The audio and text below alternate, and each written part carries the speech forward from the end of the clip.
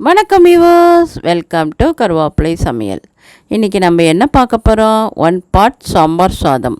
இப்போ நான் என்ன போடுறேன்னா, ஒரே ஒரு டம்ளர் துவரம்பருப்பு எடுத்து ஒரு 1/2 hour ஊற வச்சு அதை குக்கரில் சேர்த்துருக்கேன்.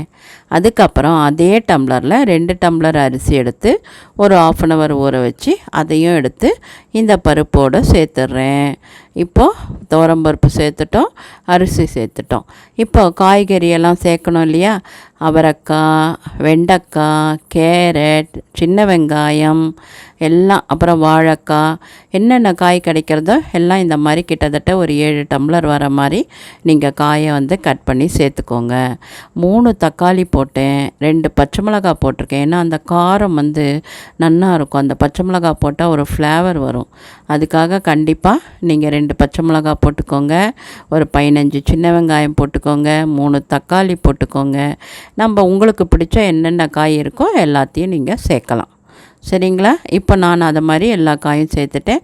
ஒரு சின்ன துண்டு பட்டை போட்டிருக்கேன், கொஞ்சமாக பெருங்காயம் போட்டிருக்கேன்.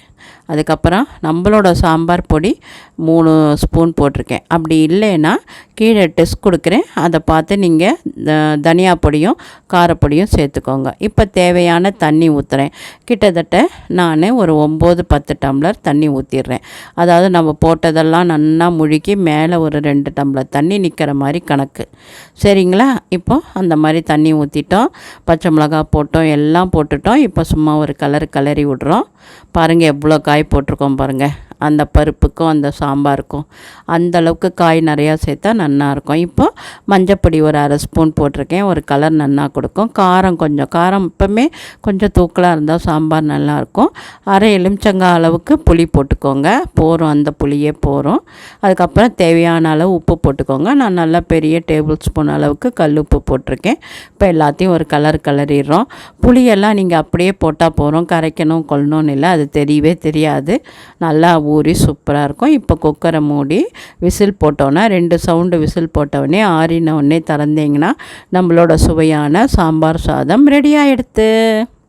பார்த்தீங்களா எப்படி சும்மா ஜம்முன்னு குழஞ்சி சூப்பராக வந்திருக்கு பாருங்கள். அவ்வளோதான். இதுக்கு தாளித்து கொட்டணும்னு வச்சுக்கோங்க. ஒரு நல்லெண்ணெய் போட்டு கடுகு, உளுத்தம்பருப்பு, சிவப்பு மிளகாய், கருவேப்பிலை எல்லாம் போட்டு தாளித்து கொட்டி பெருங்காயம் போட்டு சூப்பராக இருக்கும். வேணும்னா நீங்கள் ஒரு பிஞ்சு வெல்லம் கூட சேர்த்துக்கலாம், ரொம்ப நல்லாயிருக்கும்.